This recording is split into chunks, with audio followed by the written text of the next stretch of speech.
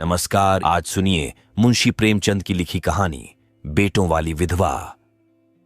पंडित अयोध्यानाथ का देहांत हुआ तो सबने कहा, ईश्वर आदमी की ऐसी ही मौत दे। 4 जवान बेटे थे, एक लड़की। चारों लड़कों के विवाह हो चुके थे, केवल लड़की कुंवारी थी। संपत्ति भी काफी छोड़ी थी, एक पक्का मकान, 2 बगीचे, कई हजार के गहने और 20,000 नकद। विधवा फूलमती को शोक तो हुआ और कई दिन तक बेहाल पड़ी रही, लेकिन जवान बेटों को सामने देखकर उसे ढाढ़स हुआ। चारों लड़के एक से एक सुशील, चारों बहुएं एक से एक बढ़कर आज्ञाकारिणी। जब वह रात को लेटती तो चारों बारी बारी से उसके पांव दबाती।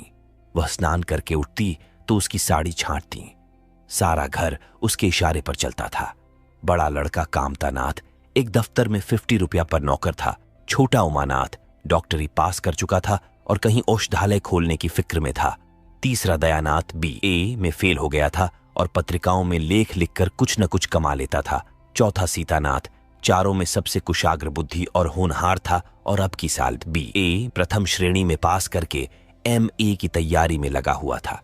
किसी लड़के में वह दुर्व्यसन, वह छैलापन, वह लुटाऊपन न था जो माता पिता को जलाता और कुल मर्यादा को डुबाता है। फूलमती घर की मालकिन थी। गो की कुंजियां बड़ी बहू के पास रहती थीं। बुढ़िया में वह अधिकार प्रेम न था जो वृद्ध जनों को कटु और कलहशील बना दिया करता है, किंतु उसकी इच्छा के बिना कोई बालक मिठाई तक न मंगा सकता था।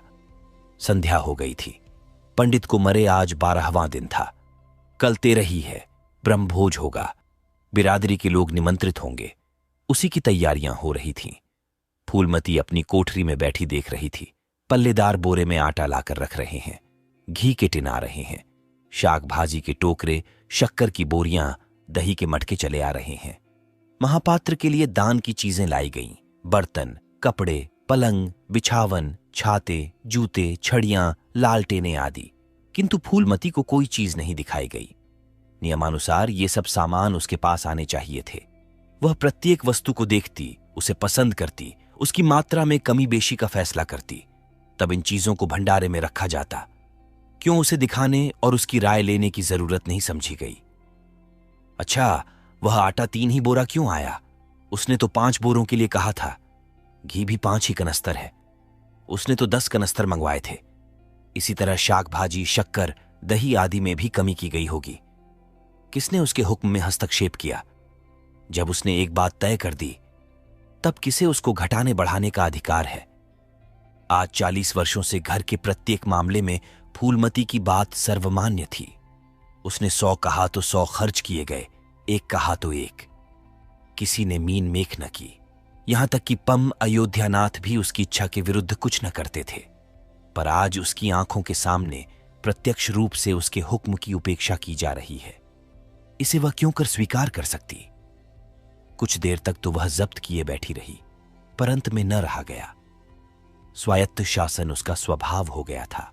वह क्रोध में भरी हुई आई और कामतानाथ से बोली, क्या आटा 3 ही बोरे लाए? मैंने तो 5 बोरों के लिए कहा था और घी भी 5 ही टिन मंगवाया। तुम्हें याद है, मैंने 10 कनस्तर कहा था। किफायत को मैं बुरा नहीं समझती, लेकिन जिसने यह कुआं खोदा उसी की आत्मा पानी को तरसे, यह कितनी लज्जा की बात है। संपत्ति भी काफी छोड़ी थी, एक पक्का मकान, 2 बगीचे, कई हजार के गहने और 20,000 नकद।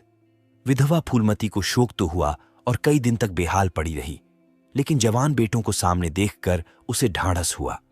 चारों लड़के एक से एक सुशील, चारों बहुएं एक से एक बढ़कर आज्ञाकारिणी। जब वह रात को लेटती तो चारों बारी बारी से उसके पांव दबाती। वह स्नान करके उठती तो उसकी साड़ी छांटती। सारा घर उसके इशारे पर चलता था। बड़ा लड़का कामतानाथ एक दफ्तर में 50 रुपया पर नौकर था।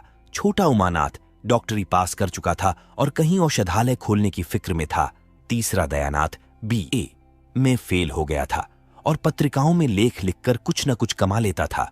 चौथा सीतानाथ चारों में सबसे कुशाग्र बुद्धि और होनहार था और अब की साल BA प्रथम श्रेणी में पास करके MA की तैयारी में लगा हुआ था। किसी लड़के में वह दुर्व्यसन, वह छैलापन, वह लुटाऊपन न था जो माता पिता को जलाता और कुल मर्यादा को डुबाता है। फूलमती घर की मालकिन थी। गो की कुंजियां बड़ी बहू के पास रहती थीं। बुढ़िया में वह अधिकार प्रेम न था जो वृद्धजनों को कटु और कलहशील बना दिया करता है, किंतु उसकी इच्छा के बिना कोई बालक मिठाई तक न मंगा सकता था। संध्या हो गई थी। पंडित को मरे आज 12वां दिन था। कल 13 ही है, ब्रह्मभोज होगा, बिरादरी के लोग निमंत्रित होंगे। उसी की तैयारियां हो रही थीं। फूलमती अपनी कोठरी में बैठी देख रही थी। पल्लेदार बोरे में आटा लाकर रख रहे हैं, घी के टिन आ रहे हैं, शाक भाजी के टोकरे, शक्कर की बोरियां, दही के मटके चले आ रहे हैं। महापात्र के लिए दान की चीजें लाई गईं, बर्तन, कपड़े, पलंग, बिछावन, छाते, जूते, छड़ियां, लालटेनें आदि। किंतु फूलमती को कोई चीज नहीं दिखाई गई। नियमानुसार ये सब सामान उसके पास आने चाहिए थे। वह प्रत्येक वस्तु को देखती, उसे पसंद करती, उसकी मात्रा में कमी बेशी का फैसला करती। तब इन चीजों को भंडारे में रखा जाता। क्यों उसे दिखाने और उसकी राय लेने की जरूरत नहीं समझी गई? अच्छा, वह आटा 3 ही बोरा क्यों आया? उसने तो 5 बोरों के लिए कहा था। घी भी 5 ही कनस्तर है, उसने तो 10 कनस्तर मंगवाए थे। इसी तरह शाक भाजी, शक्कर, दही आदि में भी कमी की गई होगी। किसने उसके हुक्म में हस्तक्षेप किया? जब उसने एक बात तय कर दी, तब किसे उसको घटाने बढ़ाने का अधिकार है? आज 40 वर्षों से घर के प्रत्येक मामले में फूलमती की बात सर्वमान्य थी। उसने 100 कहा तो 100 खर्च किए गए, 1 कहा तो 1। किसी ने मीन मेख न की। यहां तक कि पन अयोध्यानाथ भी उसकी इच्छा के विरुद्ध कुछ न करते थे। पर आज उसकी आंखों के सामने प्रत्यक्ष रूप से उसके हुक्म की उपेक्षा की जा रही है। इसे वह क्यों कर स्वीकार कर सकती? कुछ देर तक तो वह जब्त किए बैठी रही, पर अंत में न रहा गया। स्वायत्त शासन उसका स्वभाव हो गया था। वह क्रोध में भरी हुई आई और कामतानाथ से बोली, क्या आटा 3 ही बोरे लाए?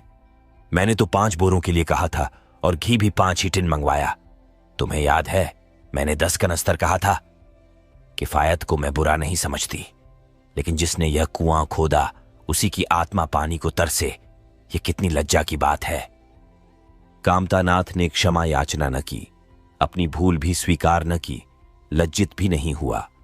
1 मिनट तो विद्रोही भाव से खड़ा रहा, फिर बोला, हम लोगों की सलाह 3 ही बोरों की हुई और 3 बोरे के लिए 5 टिन घी काफी था।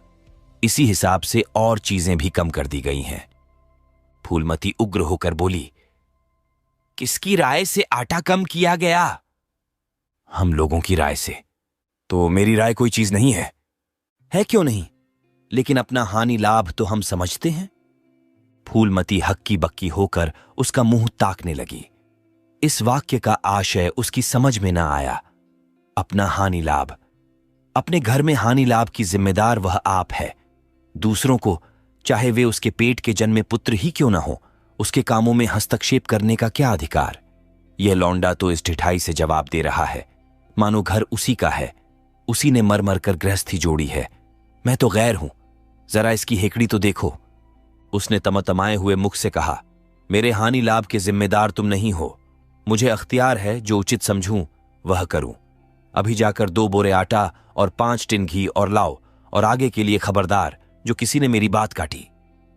अपने विचार में उसने काफी तंबीह कर दी थी। शायद इतनी कठोरता अनावश्यक थी। उसे अपनी उग्रता पर खेद हुआ। लड़के ही तो हैं, समझे होंगे कुछ किफायत करनी चाहिए। मुझसे इसीलिए न पूछा होगा कि अम्मा तो खुद हर एक काम में किफायत करती है। अगर इन्हें मालूम होता कि इस काम में मैं किफायत पसंद न करूंगी, तो कभी इन्हें मेरी उपेक्षा करने का साहस न होता। यद्यपि कामतानाथ अब भी उसी जगह खड़ा था और उसकी भावभंगी से ऐसा ज्ञात होता था कि इस आज्ञा का पालन करने के लिए वह बहुत उत्सुक नहीं, पर फूलमती निश्चिंत होकर अपनी कोठरी में चली गई। इतनी तंबीह पर भी किसी को उसकी अवज्ञा करने की सामर्थ्य हो सकती है, इसकी संभावना का ध्यान भी उसे न आया। पर ज्यों-ज्यों समय बीतने लगा, उस पर यह हकीकत खुलने लगी कि इस घर में अब उसकी वह हैसियत नहीं रही जो 10-12 दिन पहले थी। संबंधियों के यहाँ के नेवते में शक्कर, मिठाई, दही, अचार आदि आ रहे थे। बड़ी बहू इन वस्तुओं को स्वामिनी भाव से संभाल संभाल कर रख रही थी। कोई भी उससे पूछने नहीं आता। बिरादरी के लोग जो कुछ पूछते हैं, कामतानाथ से या बड़ी बहू से। कामतानाथ कहाँ का बड़ा इंतजामकार है, रात दिन भंग पिए पड़ा रहता है, किसी तरह रो धोकर दफ्तर चला जाता है। उसमें भी महीने में 15 नागों से कम नहीं होते। वह तो कहो साहब पंडित जी का लिहाज करता है, नहीं अब तक कभी का निकाल देता, और बड़ी बहू जैसी फूहड़ औरत भला इन सब बातों को क्या समझेगी। अपने कपड़े लत्ते तक तो जतन से रख नहीं सकती, चली है गृहस्थी चलाने। भद्द होगी और क्या, सब मिलकर कुल की नाक कटवाएंगे। वक्त पर कोई ना कोई चीज कम हो जाएगी। इन कामों के लिए बड़ा अनुभव चाहिए। कोई चीज तो इतनी बन जाएगी कि मारी मारी फिरेगी, कोई चीज इतनी कम बनेगी कि किसी पत्तल पर पहुंचेगी, किसी पर नहीं। आखिर इन सबों को हो क्या गया है? अच्छा, बहू तिजोरी क्यों खोल रही है? वह मेरी आज्ञा के बिना तिजोरी खोलने वाली कौन होती है? कुंजी उसके पास है अवश्य, लेकिन जब तक मैं रुपये न निकलवाऊं तिजोरी नहीं खुलती। आज तो इस तरह खोल रही है मानो मैं कुछ हूं ही नहीं। यह मुझसे न बर्दाश्त होगा। वह झमक कर उठी और बहू के पास जाकर कठोर स्वर में बोली, तिजोरी क्यों खोलती हो बहू? मैंने तो खोलने को नहीं कहा। बड़ी बहू ने निसंकोच भाव से उत्तर दिया, बाजार से सामान आया है तो दाम न दिया जाएगा। कौन चीज किस भाव में आई है और कितनी आई है ये मुझे कुछ नहीं मालूम। जब तक हिसाब किताब न हो जाए रुपये कैसे दिए जाएं? हिसाब किताब सब हो गया है। किसने किया? अब मैं क्या जानूं किसने किया? जाकर मर्दों से पूछो। मुझे हुक्म मिला, रुपये लाकर दे दो, रुपये लिए जाती हूं। फूलमती खून का घूंट पीकर रह गई। इस वक्त बिगड़ने का अवसर न था। घर में मेहमान स्त्री पुरुष भरे हुए थे। अगर इस वक्त उसने लड़कों को डांटा तो लोग यही कहेंगे कि इनके घर में पंडित जी के मरते ही फूट पड़ गई।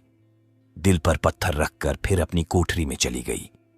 जब मेहमान विदा हो जाएंगे तब वह एक एक की खबर लेगी।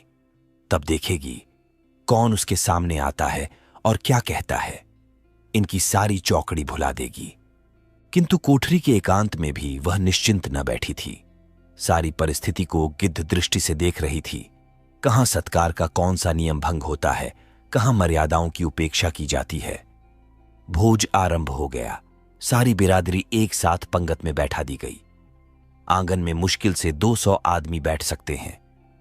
ये 500 आदमी इतनी सी जगह में कैसे बैठ जाएंगे? क्या आदमी के ऊपर आदमी बिठाए जाएंगे? 2 पंगतों में लोग बिठाए जाते तो क्या बुराई हो जाती?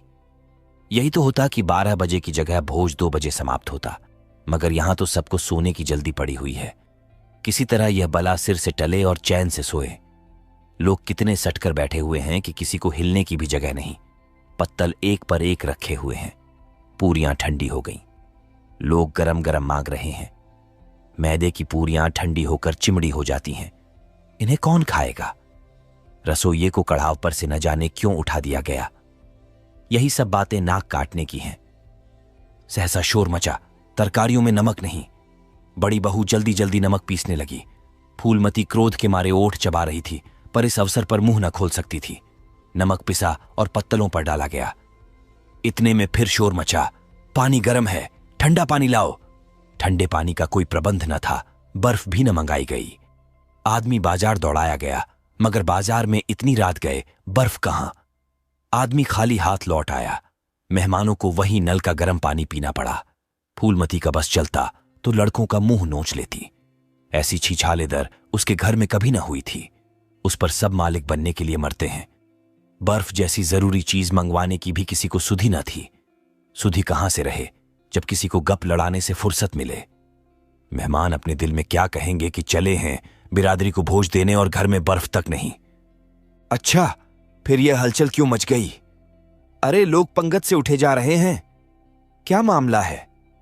फूलमती उदासीन न रह सकी। कोठरी से निकलकर बरामदे में आई और कामतानाथ से पूछा, क्या बात हो गई लल्ला? लोग उठे क्यों जा रहे हैं? कामता ने कोई जवाब न दिया। वहां से खिसक गया। फूलमती झुंझला कर रह गई। सहसा कहारिन मिल गई। फूलमती ने उससे भी यह प्रश्न किया।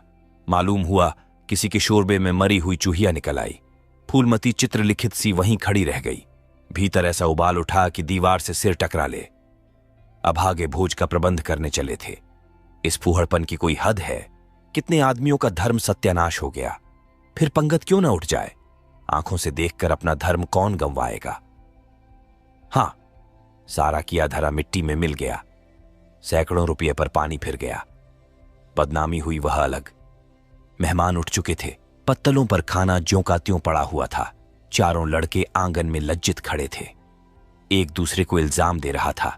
बड़ी बहू अपनी देवरानियों पर बिगड़ रही थी। देवरानियां सारा दोष कुमुद के सिर डालती थी। कुमुद खड़ी रो रही थी। उसी वक्त फूलमती झल्लाई हुई आकर बोली, मुंह में कालिख लगी कि नहीं, या अभी कुछ कसर बाकी है? डूब मरो, सबके सब जाकर चिल्लू भर पानी में। शहर में कहीं मुंह दिखाने लायक भी नहीं रहे। किसी लड़के ने जवाब न दिया। फूलमती और भी प्रचंड होकर बोली, तुम लोगों को क्या, किसी को शर्म हैया तो है नहीं?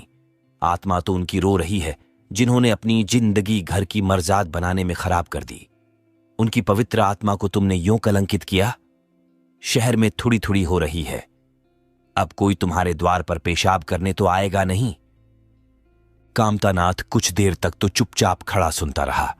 आखिर झुंझलाकर बोला, अच्छा अब चुप रहो अम्मा, भूल हुई, हम सब मानते हैं, बड़ी भयंकर भूल हुई, लेकिन अब क्या उसके लिए घर के प्राणियों को हलाल कर डालोगी? सभी से भूलें होती हैं, आदमी पछता कर रह जाता है, किसी की जान तो नहीं मारी जाती। बड़ी बहू ने अपनी सफाई दी। हम क्या जानते थे कि बीबी से इतना सा काम भी ना होगा। इन्हें चाहिए था कि देखकर तरकारी कढ़ाव में डालती, टोकरी उठाकर कढ़ाव में डाल दी। हमारा क्या दोष?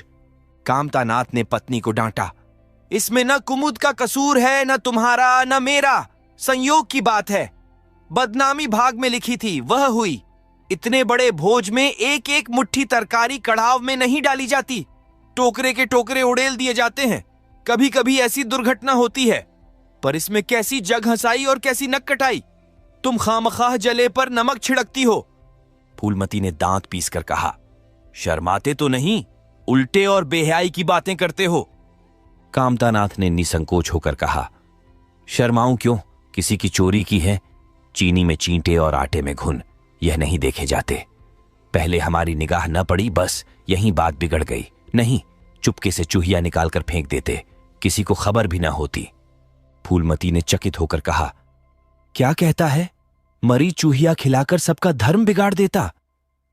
कामता हंसकर बोला, क्या पुराने जमाने की बातें करती हो अम्मा? इन बातों से धर्म नहीं जाता। ये धर्मात्मा लोग जो पत्तल पर से उठ गए हैं, इनमें से कौन है जो भेड़ बकरी का मांस न खाता हो? तालाब के कछुए और घोंघे तक तो किसी से बचते नहीं। जरा सी चूहिया में क्या रखा था? फूलमती को ऐसा प्रतीत हुआ कि अब प्रलय आने में बहुत देर नहीं है। जब पढ़े लिखे आदमियों के मन में ऐसे अधार्मिक भाव आने लगे, तो फिर धर्म की भगवान ही रक्षा करें। अपना सा मुंह लेकर चली गई। 2 महीने गुजर गए हैं। रात का समय है। चारों भाई दिन के काम से छुट्टी पाकर कमरे में बैठे गपशप कर रहे हैं। बड़ी बहू भी षड्यंत्र में शरीक है। कुमुद के विवाह का प्रश्न छिड़ा हुआ है। कामतानाथ ने मसनद पर टेक लगाते हुए कहा, दादा की बात दादा के साथ गई। पंडित विद्वान भी हैं और कुलीन भी होंगे, लेकिन जो आदमी अपनी विद्या और कुलीनता को रुपयों पर बेचे, वह नीच है। ऐसे नीच आदमी के लड़के से हम कुमुद का विवाह सेंत में भी न करेंगे। 5,000 तो दूर की बात है। उसे बताओ धता और किसी दूसरे वर की तलाश करो। हमारे पास कुल 20,000 ही तो है। एक एक के हिस्से में 5-5 हजार आते हैं। 5,000 दहेज में दे दें और 5,000 नेग न्योछावर बाजे गाजे में उड़ा दें, तो फिर हमारी बधिया ही बैठ जाएगी। उमानाथ बोले, मुझे अपना औषधालय खोलने के लिए कम से कम 5,000 की जरूरत है। मैं अपने हिस्से में से 1 पाई भी नहीं दे सकता। फिर खुलते ही आमदनी तो होगी नहीं, कम से कम साल भर घर से खाना पड़ेगा। दयानाथ एक समाचार पत्र देख रहे थे। आंखों से ऐनक उतारते हुए बोले, मेरा विचार भी एक पत्र निकालने का है। प्रेस और पत्र में कम से कम 10,000 का कैपिटल चाहिए। 5,000 मेरे रहेंगे तो कोई ना कोई साझेदार भी मिल जाएगा। पत्रों में लेख लिखकर मेरा निर्वाह नहीं हो सकता। कामतानाथ ने सिर हिलाते हुए कहा, अजी राम भजो, सेंत में कोई लेख छापता नहीं, रुपये कौन देता है? दयानाथ ने प्रतिवाद किया, नहीं, यह बात तो नहीं है। मैं तो कहीं भी बिना पेश की पुरस्कार लिए नहीं लिखता। कामता ने जैसे अपने शब्द वापस लिए, तुम्हारी बात मैं नहीं कहता भाई। तुम तो थोड़ा बहुत मार लेते हो, लेकिन सबको तो नहीं मिलता। बड़ी बहू ने श्रद्धा भाव ने कहा, कन्या भाग्यवान हो तो दरिद्र घर में भी सुखी रह सकती है, अभागी हो तो राजा के घर में भी रोएगी। यह सब नसीबों का खेल है। कामतानाथ ने स्त्री की ओर प्रशंसा भाव से देखा। फिर इसी साल हमें सीता का विवाह भी तो करना है। सीतानाथ सबसे छोटा था, सिर झुकाए भाइयों की स्वार्थ भरी बातें सुन सुनकर कुछ कहने के लिए उतावला हो रहा था। अपना नाम सुनते ही बोला, मेरे विवाह की आप लोग चिंता न करें। मैं जब तक किसी धंधे में न लग जाऊंगा विवाह का नाम भी न लूंगा। और सच पूछिए तो मैं विवाह करना ही नहीं चाहता। देश को इस समय बालकों की जरूरत नहीं, काम करने वालों की जरूरत है। मेरे हिस्से के रुपए आप कुमुद के विवाह में खर्च कर दें। सारी बातें तय हो जाने के बाद यह उचित नहीं है कि पंडित मुरारी लाल से संबंध तोड़ लिया जाए। उमा ने तीव्र स्वर में कहा, 10,000 कहां से आएंगे? सीता ने डरते हुए कहा, मैं तो अपने हिस्से के रुपये देने को कहता हूं। और शेष? मुरारी लाल से कहा जाए कि दहेज में कुछ कमी कर दें। वे इतने स्वार्थांध नहीं हैं कि इस अवसर पर कुछ बल खाने को तैयार न हो जाए। अगर वह 3,000 में संतुष्ट हो जाएं तो 5,000 में विवाह हो सकता है। उमा ने कामतानाथ से कहा, सुनते हैं भाई साहब इसकी बातें। दयानाथ बोल उठे, तो इसमें आप लोगों का क्या नुकसान है? मुझे तो इस बात से खुशी हो रही है कि भला हम में कोई तो त्याग करने योग्य है।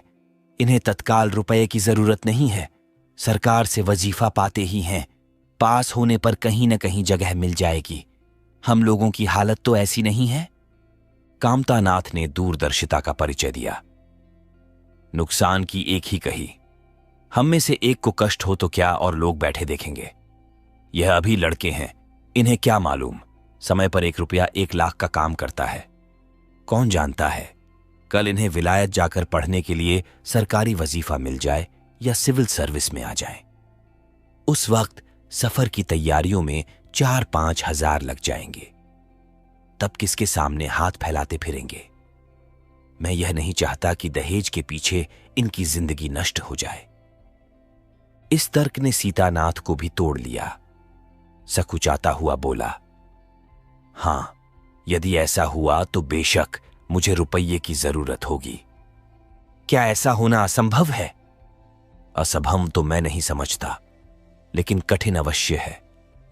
वजीफे उन्हें मिलते हैं जिनके पास सिफारिशें होती हैं। मुझे कौन पूछता है? कभी कभी सिफारिशें धरी रह जाती हैं और बिना सिफारिश वाले बाजी मार ले जाते हैं। तो आप जैसा उचित समझें। मुझे यहां तक मंजूर है कि चाहे मैं विलायत ना जाऊं, पर कुमुद अच्छे घर जाए। कामतानाथ ने निष्ठा भाव से कहा, अच्छा घर दहेज देने ही से नहीं मिलता भैया। जैसा तुम्हारी भाभी ने कहा, यह नसीबों का खेल है। मैं तो चाहता हूं कि मुरारी लाल को जवाब दे दिया जाए और कोई ऐसा घर खोजा जाए जो थोड़े में राजी हो जाए। इस विवाह में मैं 1,000 से ज्यादा नहीं खर्च कर सकता। पंडित दीनदयाल कैसे हैं? उमा ने प्रसन्न होकर कहा, बहुत अच्छे, MA BA न सही, यजमानों से अच्छी आमदनी है। दयानाथ ने आपत्ति की, अम्मा से भी पूछ तो लेना चाहिए। कामतानाथ को इसकी कोई जरूरत न मालूम हुई। बोले, उनकी तो जैसे बुद्धि ही भ्रष्ट हो गई। वही पुराने युग की बातें। मुरारी लाल के नाम पर उधार खाए बैठी हैं। ये नहीं समझती कि वह जमाना नहीं रहा। उनको तो बस कुमुद मुरारी पंडित के घर जाए, चाहे हम लोग तबाह हो जाएं। उमा ने एक शंका उपस्थित की, अम्मा अपने सब गहने कुमुद को दे देंगी, देख लीजिएगा। कामतानाथ का स्वार्थ नीति से विद्रोह न कर सका। बोले, गहनों पर उनका पूरा अधिकार है। यह उनका स्त्रीधन है, जिसे चाहें दे सकती हैं। उमा ने कहा, स्त्रीधन है तो क्या वह उसे लुटा देंगी? आखिर वह भी तो दादा ही की कमाई है। किसी की कमाई हो, स्त्रीधन पर उनका पूरा अधिकार है। यह कानूनी गोरख धंधे हैं। 20,000 में तो 4 हिस्सेदार हों और 10,000 के गहने अम्मा के पास रह जाएं। देख लेना, इन्हीं के बल पर वह कुमुद का विवाह मुरारी पंडित के घर करेंगी। उमानाथ इतनी बड़ी रकम को इतनी आसानी से नहीं छोड़ सकता। वह कपट नीति में कुशल है। कोई कौशल रचकर माता से सारे गहने ले लेगा। उस वक्त तक कुमुद के विवाह की चर्चा करके फूलमती को भड़काना उचित नहीं। कामतानाथ ने सिर हिलाकर कहा, भाई, मैं इन चालों को पसंद नहीं करता। उमानाथ ने खिसियाकर कहा, गहने 10,000 से कम के न होंगे। कामता अविचलित स्वर में बोले, कितने ही के हों, मैं अनीति में हाथ नहीं डालना चाहता। तो आप अलग बैठिए। हां, बीच में भांजी ना मारिएगा। मैं अलग रहूंगा। और तुम सीता? अलग रहूंगा। लेकिन जब दयानाथ से यही प्रश्न किया गया तो वह उमानाथ से सहयोग करने को तैयार हो गया। 10,000 में 2,500 तो उसके होंगे ही। इतनी बड़ी रकम के लिए यदि कुछ कौशल भी करना पड़े तो क्षम्य है।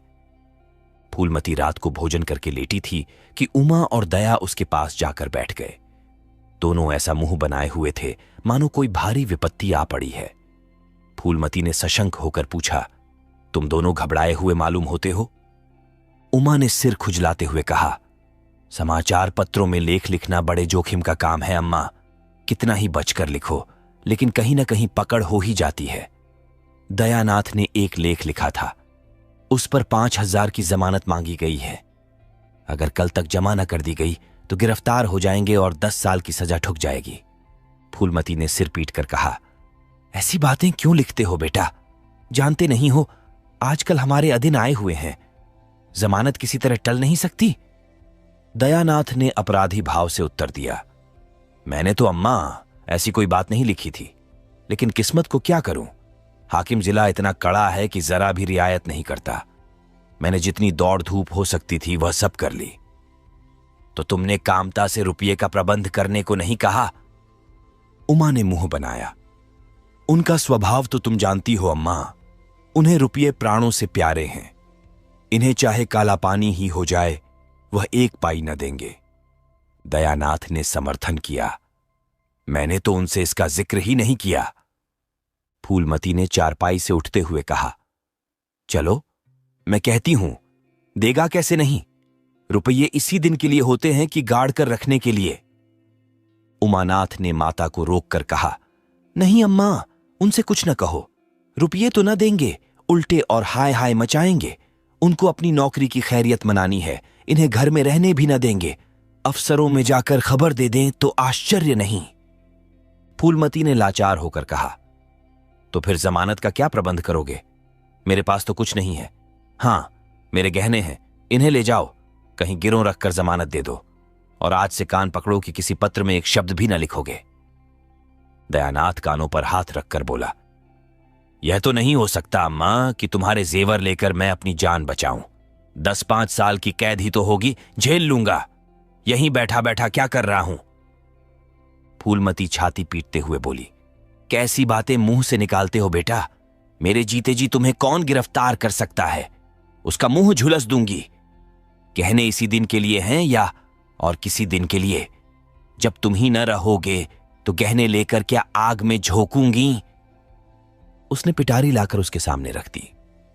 दया ने उमा की ओर जैसे फरियाद की आंखों से देखा और बोला, आपकी क्या राय है भाई साहब? इसी मारे मैं कहता था, अम्मा को बताने की जरूरत नहीं, जेल ही तो हो जाती, या और कुछ? उमा ने जैसे सिफारिश करते हुए कहा, यह कैसे हो सकता था कि इतनी बड़ी वारदात हो जाती और अम्मा को खबर न होती? मुझसे यह नहीं हो सकता था कि सुनकर पेट में डाल लेता। मगर अब करना क्या चाहिए, यह मैं खुद निर्णय नहीं कर सकता। न तो यही अच्छा लगता है कि तुम जेल जाओ, और न यही अच्छा लगता है कि अम्मा के गहने गिरों रखे जाएं। फूलमती ने व्यथित कंठ से पूछा, क्या तुम समझते हो मुझे गहने तुमसे ज्यादा प्यारे हैं? मैं तो प्राण तक तुम्हारे ऊपर न्योछावर कर दूं, गहनों की बिसात ही क्या है? दया ने दृढ़ता से कहा, अम्मा, तुम्हारे गहने तो न लूंगा, चाहे मुझ पर कुछ ही क्यों ना आ पड़े। जब आज तक तुम्हारी कुछ सेवा न कर सका तो किस मुंह से तुम्हारे गहने उठा ले जाऊं?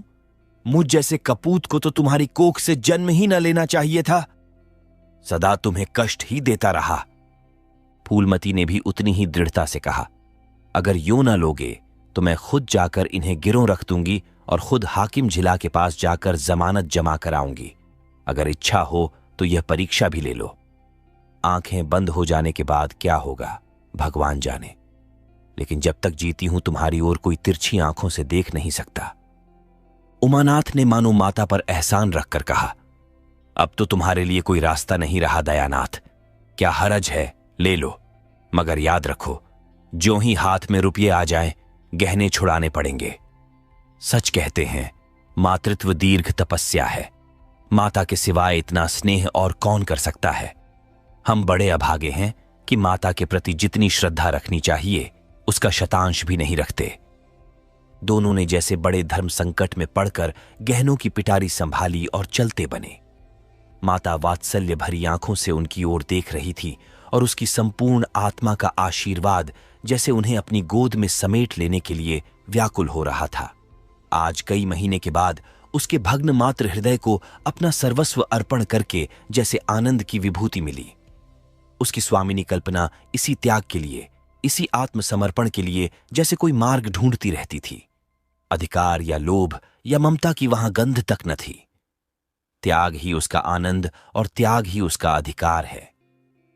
आज अपना खोया हुआ अधिकार पाकर अपनी सिरजी हुई प्रतिमा पर अपने प्राणों की भेंट करके वह निहाल हो गई। 3 महीने और गुजर गए। मां के गहनों पर हाथ साफ करके चारों भाई उसकी दिलजोई करने लगे थे। अपनी स्त्रियों को भी समझाते थे कि उसका दिल न दुखाएं। अगर थोड़े से शिष्टाचार से उसकी आत्मा को शांति मिलती है तो इसमें क्या हानि है। चारों करते अपने मन की, पर माता से सलाह ले लेते या ऐसा जाल फैलाते कि वह सरला उनकी बातों में आ जाती और हर एक काम में सहमत हो जाती। बाघ को बेचना उसे बहुत बुरा लगता था, लेकिन चारों ने ऐसी माया रची कि वह उसे बेचने पर राजी हो गई, किंतु कुमुद के विवाह के विषय में मतैक्य न हो सका।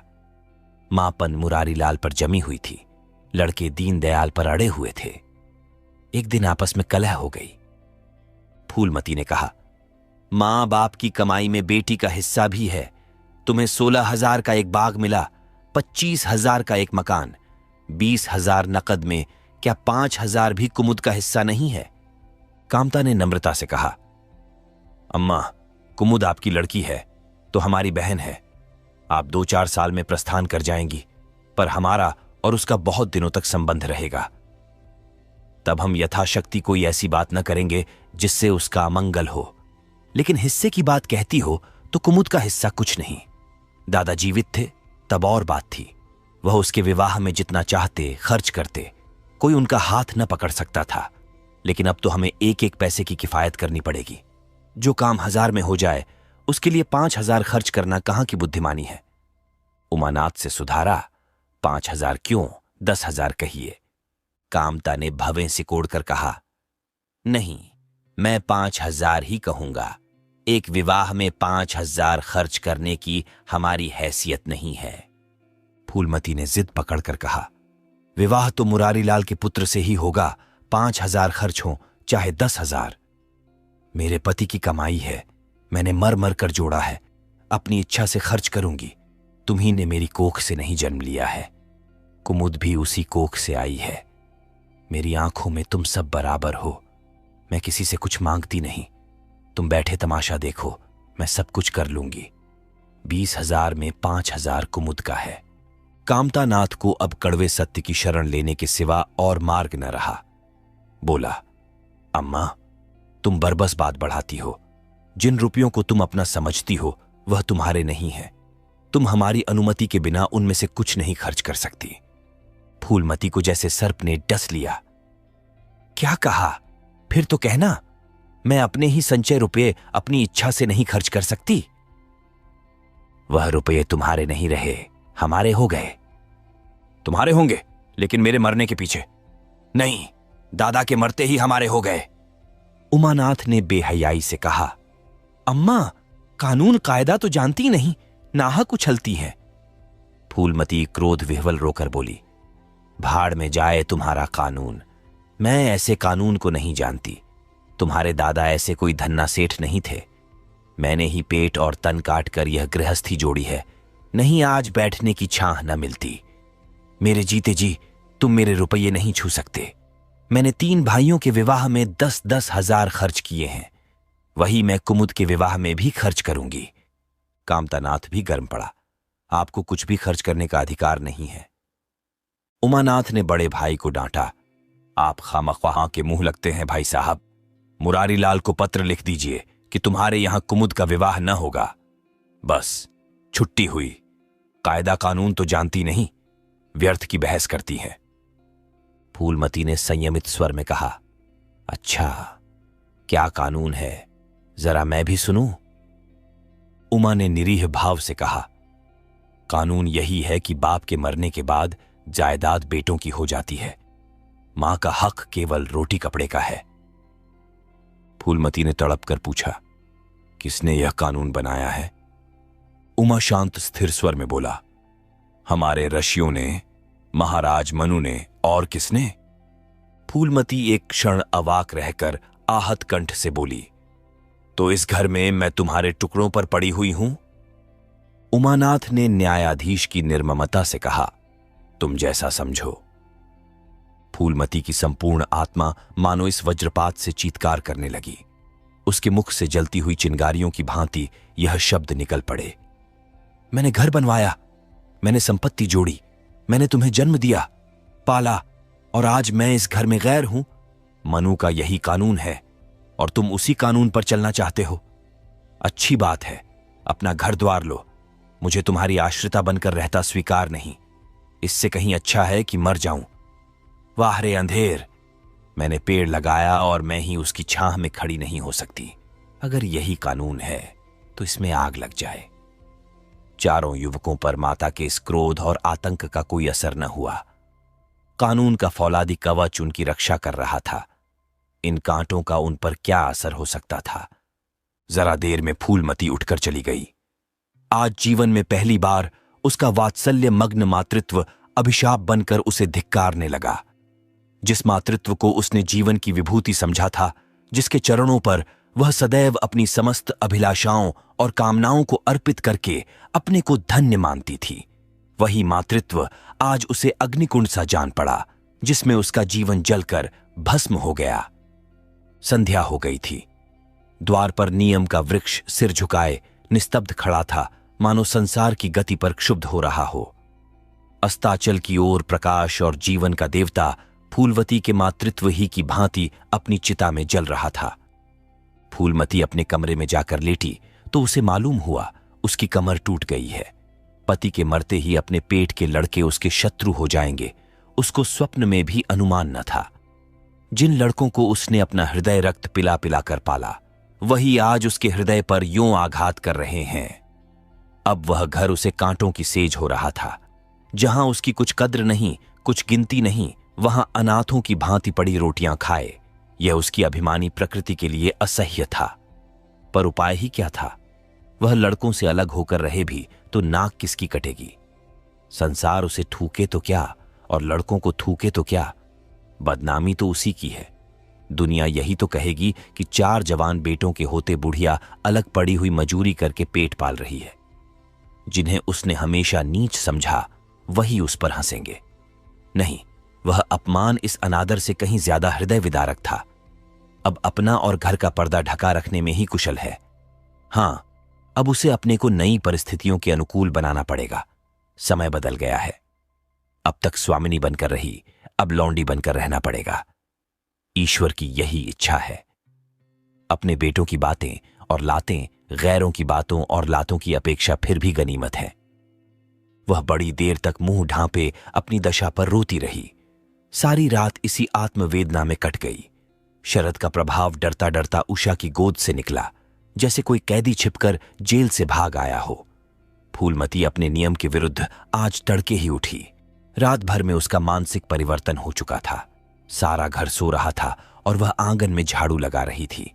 रात भर ओस में भीगी हुई उसकी पक्की जमीन उसके नंगे पैरों में कांटों की तरह चुभ रही थी। पंडित जी उसे कभी इतने सवेरे उठने न देते थे। शीत उसके लिए बहुत हानिकारक था, पर अब वह दिन नहीं रहे। प्रकृति उसको भी समय के साथ बदल देने का प्रयत्न कर रही थी। झाड़ू से फुर्सत पाकर उसने आग जलाई और चावल दाल की कंकड़ियां चुनने लगी। कुछ देर में लड़के जागे, बहुएं उठीं। सभी ने बुढ़िया को सर्दी से सिकुड़े हुए काम करते देखा, पर किसी ने यह न कहा कि अम्मा क्यों हलकान होती हो। शायद सबके सब बुढ़िया के इस मान मर्दन पर प्रसन्न थे। आज से फूलमती का यही नियम हो गया कि जी तोड़कर घर का काम करना और अंतरंग नीति से अलग रहना। उसके मुख पर जो एक आत्मगौरव झलकता रहता था, उसकी जगह अब गहरी वेदना छाई हुई नजर आती थी। जहां बिजली जलती थी, वहां अब तेल का दिया टिमटिमा रहा था, जिसे बुझा देने के लिए हवा का एक हल्का सा झोंका काफी है। मुरारी लाल को इनकारी पत्र लिखने की बात पक्की हो चुकी थी। दूसरे दिन पत्र लिख दिया गया। दीनदयाल से कुमुद का विवाह निश्चित हो गया। दीनदयाल की उम्र 40 से कुछ अधिक थी, मर्यादा में भी कुछ हेठे थे, पर रोटी दाल से खुश थे। बिना किसी ठहराव के विवाह करने पर राजी हो गए। तिथि नियत हुई, बारात आई, विवाह हुआ और कुमुद विदा कर दी गई। फूलमती के दिल पर क्या गुजर रही थी, इसे कौन जान सकता है। पर चारों भाई बहुत प्रसन्न थे, मानो उनके हृदय का कांटा निकल गया हो। ऊंचे कुल की कन्या मुंह कैसे खोलती। भाग्य में सुख भोगना लिखा होगा, सुख भोगेगी। दुख भोगना लिखा होगा, दुख झेलेगी। हर इच्छा बेकसों का अंतिम अवलंब है। घर वालों ने जिससे विवाह कर दिया, उसमें 1000 ऐब हों तो भी वह उसका उपास्य, उसका स्वामी है। प्रतिरोध उसकी कल्पना से परे था। फूलमती ने किसी काम में दखल न दिया। कुमुद को क्या दिया गया, मेहमानों का कैसा सत्कार किया गया, किसके यहां से नेवते में क्या आया, किसी बात से भी उसे सरोकार न था। उससे कोई सलाह भी ली गई तो यही कहा, बेटा तुम लोग जो करते हो अच्छा ही करते हो, मुझसे क्या पूछते हो। जब कुमुद के लिए द्वार पर डोली आ गई और कुमुद मां के गले लिपट कर रोने लगी, तो वह बेटी को अपनी कोठरी में ले गई और जो कुछ 150 रुपए और 2-4 मामूली गहने उसके पास बच रहे थे, बेटी की अंचल में डालकर बोली, बेटी मेरी तो मन की मन में रह गई, नहीं तो क्या आज तुम्हारा विवाह इस तरह होता और तुम इस तरह विदा की जाती। आज तक फूलमती ने अपने गहनों की बात किसी से न कही थी। लड़कों ने उसके साथ जो कपट व्यवहार किया था, इसे चाहे अब तक न समझी हो, लेकिन इतना जानती थी कि गहने फिर न मिलेंगे और मनोमालिन्य बढ़ने के सिवा कुछ हाथ न लगेगा।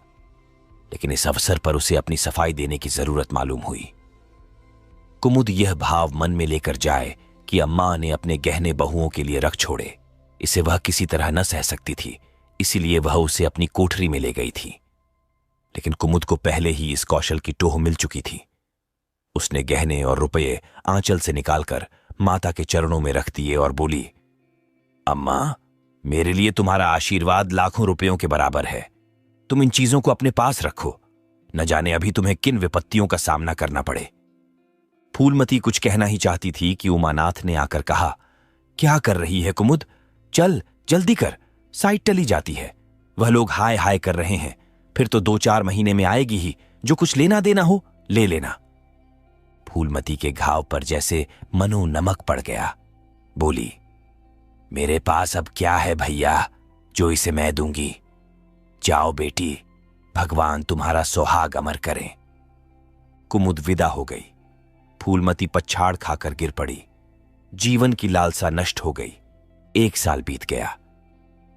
फूलमती का कमरा घर में सब कमरों से बड़ा और हवादार था। कई महीनों से उसने बड़ी बहू के लिए खाली कर दिया था और खुद एक छोटी सी कोठरी में रहने लगी, जैसे कोई भिखारिन हो। बेटों और बहुओं से अब उसे जरा भी स्नेह न था।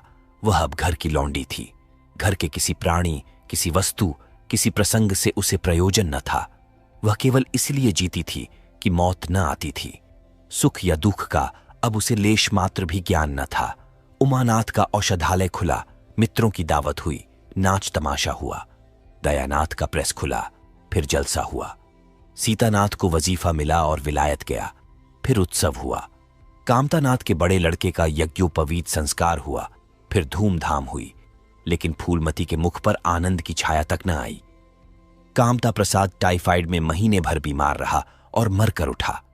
दयानाथ ने अब की अपने पत्र का प्रचार बढ़ाने के लिए वास्तव में एक आपत्तिजनक लेख लिखा और 6 महीने की सजा पाई। उमानाथ ने एक फौजदारी के मामले में रिश्वत लेकर गलत रिपोर्ट लिखी और उसकी सनद छीन ली गई।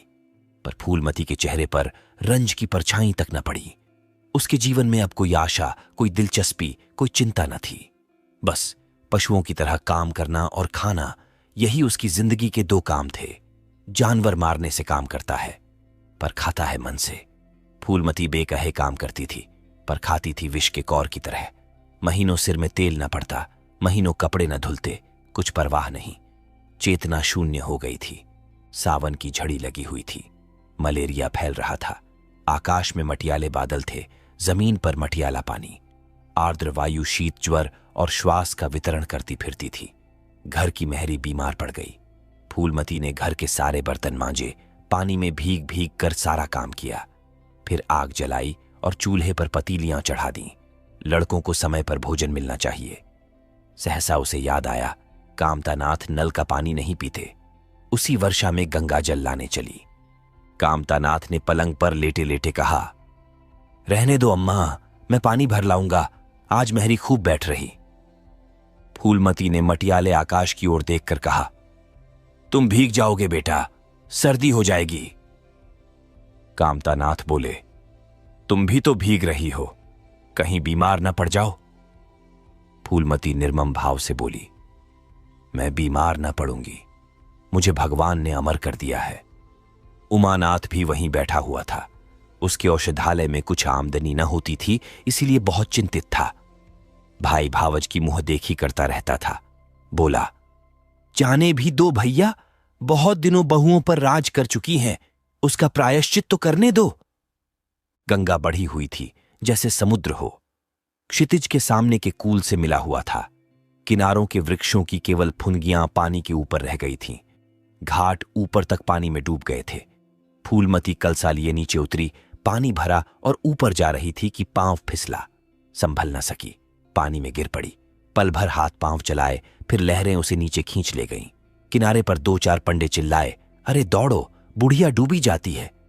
2-4 आदमी दौड़े भी, लेकिन फूलमती लहरों में समा गई थी, उन बल खाती हुई लहरों में जिन्हें देखकर ही हृदय कांप उठता था। एक ने पूछा, यह कौन बुढ़िया थी? अरे वही पंडित अयोध्यानाथ की विधवा है। अयोध्यानाथ तो बड़े आदमी थे। हां थे तो, पर इसके भाग्य में ठोकर खाना लिखा था। उनके तो कई लड़के बड़े बड़े हैं और सब कमाते हैं। हां सब हैं भाई, मगर भाग्य भी तो कोई वस्तु है। आप सुन रहे थे मुंशी प्रेमचंद की लिखी कहानी बेटों वाली विधवा।